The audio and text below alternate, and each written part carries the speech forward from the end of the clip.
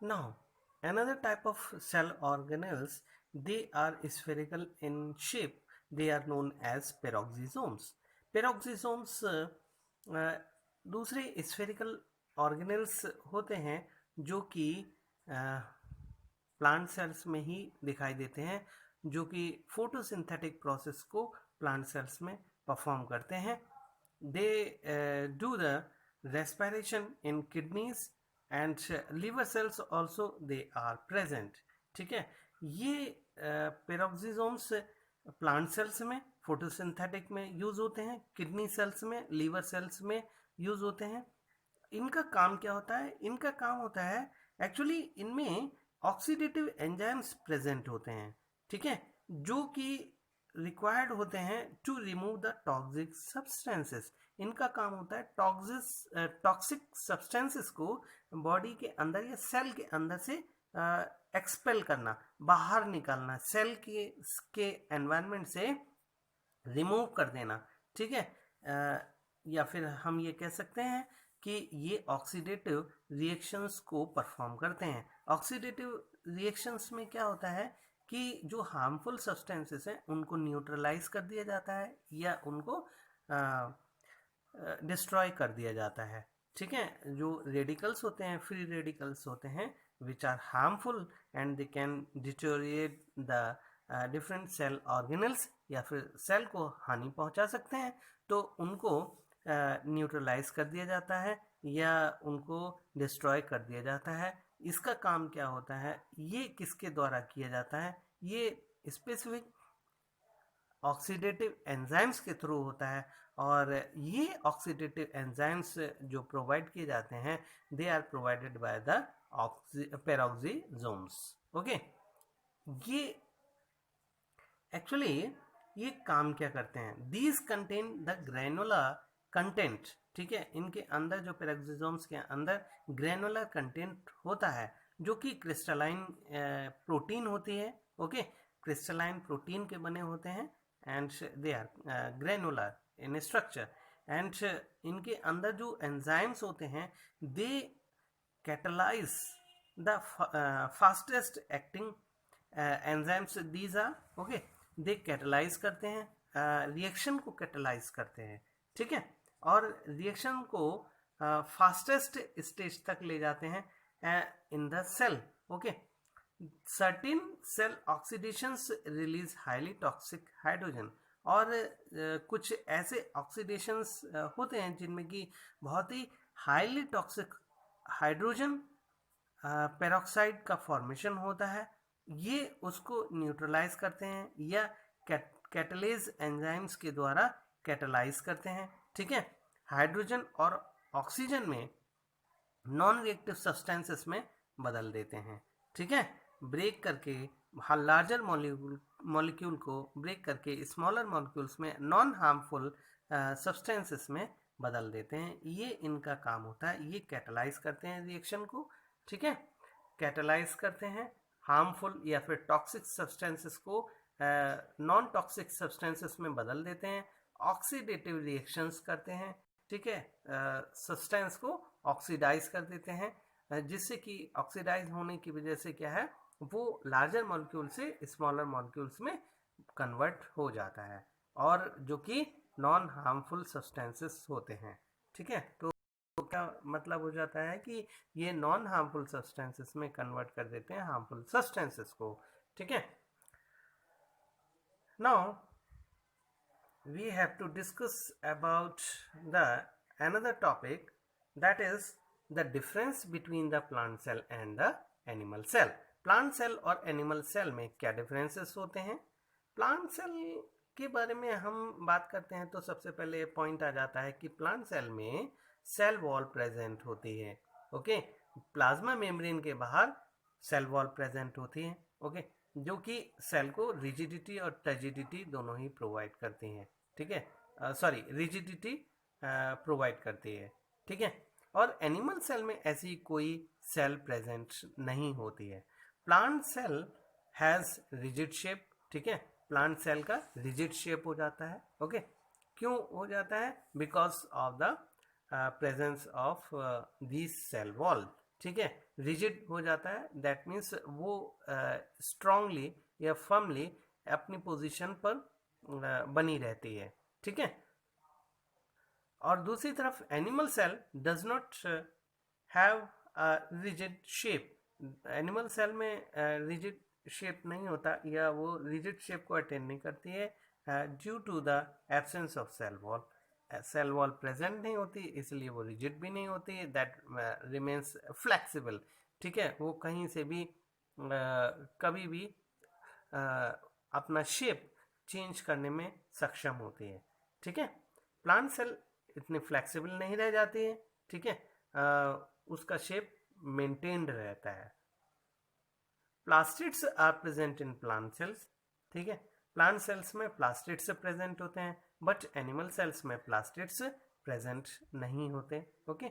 Large sized vacuoles plant cells में present होते हैं, ठीक है, ये मोस्टली एक या दो से ज़्यादा नहीं होते हैं, ठीक है, और मैक्सिमम स्पेस जो सेल का है या साइटोप्लाज्म का है वो किसके द्वारा ऑक्यूपाई होता है, प्लांट सेल के द्वारा।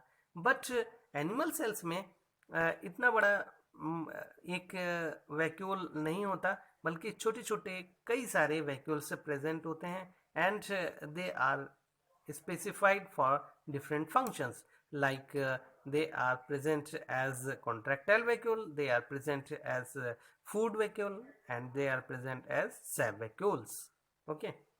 Centrosomes and centrioles are absent in plant cells, centrosomes and centrioles plant cells में absent होते हैं, और centrosomes and centrioles they are present in animal cells, centrioles और centrosomes ये प्रेजेंट होते हैं, और ये कहाँ प्रेजेंट होते हैं, ये नियर द न्यूक्लियस या न्यूक्लियर मेम्ब्रेन के आसपास प्रेजेंट होते हैं, ठीक है। They are required for the cell division, तो सेल डिवीजन होती है तो रिक्वायरमेंट होती है इनकी, और ये एनिमल सेल्स में ही प्रेजेंट होते हैं, okay. Many Golgi apparatus seen in the cytoplasm in in plant sales, plant cells में बहुत सारे गोल्जी apparatus प्रेजेंट होते हैं, ओके। क्यों प्रेजेंट होते हैं, क्योंकि आपको पता है प्लांट सेल्स में सेल से बहुत ज़्यादा बनता है, ठीक है, तो प्लांट सेल्स में ट्रांसपोर्टेशन भी ज़्यादा होगा, एंडोप्लाज्मिक रेटिकुलम में डिफरेंट प्रोटीन्स का सिंथेसिस होता है, तो वो प्रोटीन्स होते हैं, तो वो प्रोसेसिंग के लिए, स्टोरेज के लिए गोल्जी कॉम्प्लेक्स में जाते हैं, फिर गोल्जी कॉम्प्लेक्स से वेसिकल्स के रूप में वो वहाँ से कोई मटेरियल दूसरे प्लांट सेल्स को जाता है, दूसरे सेल्स को भी ट्रांसपोर्ट होता है, या फिर within the cell different cell organelles को जाता है, ठीक है। तो इस तरीके से क्या है कि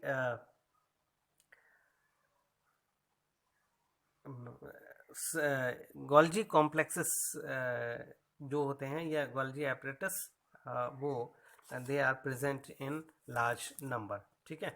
but Golgi apparatus animal cells में फ्यू होते हैं या फिर मोस्टली वन ही होता है नंबर में, ठीक है।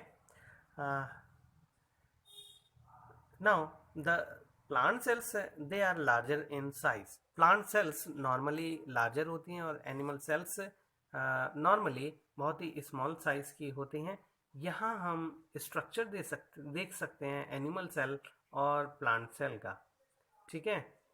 ये देखिए प्लांट सेल का स्ट्रक्चर है, इसमें डिफरेंट सेल ऑर्गेनल्स दिखाई दे रहे हैं। This is the rough endoplasmic reticulum,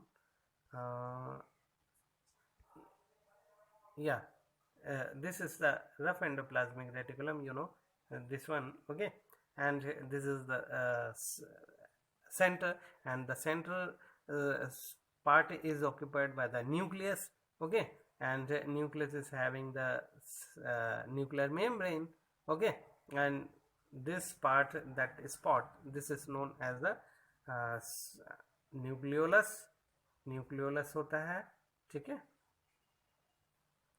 nucleolus होता है। देन यहाँ देखिए ये क्लोरोप्लास्ट प्रेजेंट है, ठीक है, दीज आर द क्लोरोप्लास्ट है, ये गोल्जी कॉम्प्लेक्स है, ठीक है। देन आपको और भी स्ट्रक्चर्स दिखाई देंगे, ये वैक्यूल्स हो गए, ठीक है, large vacuole you can see here, okay. And this is the outer layer that is known as the cell wall, and ये मेम्ब्रेन है जो वाइट वाइट से दिखाई दे रही है आपको, ये मेम्ब्रेन है, cell membrane, okay, that is present, okay, this is the cell membrane. Then there are some other structures also.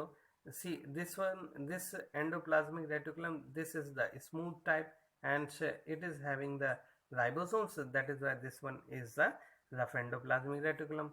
Here it is the mitochondrion, okay. Mitochondrion, you can see here, this is the mitochondrion, okay, that is structure, okay. I should make once, this is the mitochondria, okay. Then here you can see within the between the two cells, cell walls, यहाँ पर जब ये एक cell wall दूसरी cell wall से जुड़ी हुई होती है दूसरे सेल से, तो ये एक यहाँ पर स्ट्रक्चर हो जाता है, and that is known as plasmodesmata, ठीक है। ये प्लाज्मोडेस्मेटा होता है जब दूसरी प्लांट सेल से एक प्लांट सेल जुड़ी होती है, तब इसको कहते हैं। बाहर की साइड जो मेम्ब्रेन जो वॉल होती है, that is the secondary cell wall, और जो नियर द प्लाज्मा मेम्ब्रेन जो सेल प्रेजेंट होती है, and that is known as the primary, okay. And this white structure, okay, this white structure, and that is known as the plasma membrane. So you see secondary cell wall, the blue one, then red one, that is the primary cell wall, then the this pink colored, that is the this is the plasma membrane, okay. So now you have come to know about the plant cell structure of plant cells, okay. Then few other organelles are also present, like ribosomes. Here you can see the ribosomes are present here, okay. These are the small dot like or the round bodies are present inside the cytoplasm. Then this whole part, that is known as the cytoplasm, okay, that is containing the cell inclusions, right. Now the structure of animal cell, that is the Golgi complex. You see only the large type of that apparatus of the cisternae and tubuli, that is the Golgi apparatus, and it is near to the periphery, okay. periphery के पास दिखाई दे रहा है, क्योंकि ये nucleus और periphery के बीच में present होता है, और जो कि एंडोप्लाज्मिक रेटिकुलम के पास भी प्रेजेंट होता है, ठीक है, उसके भी पास नियर होता है। इसके जो ट्रांस लेयर है, ये जो ट्रांस सरफेस है, this is the trans surface, okay, of endoplasmic reticulum, and this is the cis, okay, cis surface. So this one is the cis surface, okay. Once again you can see here, this is the cis surface, that is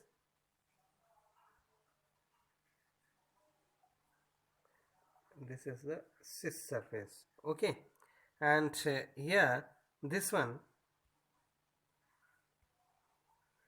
surface is the trans surface, okay.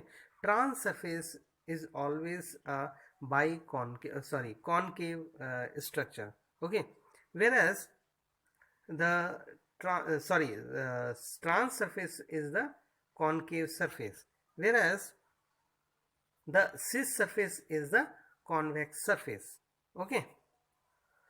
Then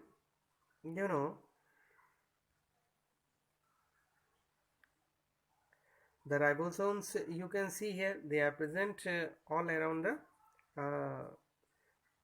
cytoplasm. Okay, then centrioles are present near the nucleus. You can see here. Okay, these are the centrioles. They are present near the nucleus. Okay, this is the plasma membrane. You can see only the plasma membrane is present. They are animal cells are not having the cell wall. Okay, the two types of endoplasmic reticulums are present: rough endoplasmic reticulum as well as the smooth type endoplasmic reticulum. These are the smooth type, as these are not having the ribosomes on their surfaces. Okay, ribosomes present नहीं है उनकी surfaces पर. ठीक है, so this is the animal cell structure, and these structures they are known as villi. Okay, villi क्या होते हैं? These are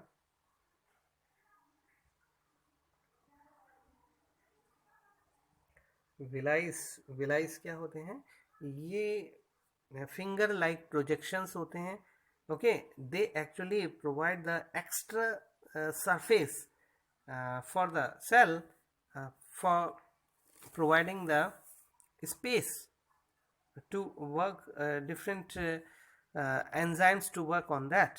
ठीक है, डिफरेंट एंजाइम्स को वर्क करने के लिए स्पेस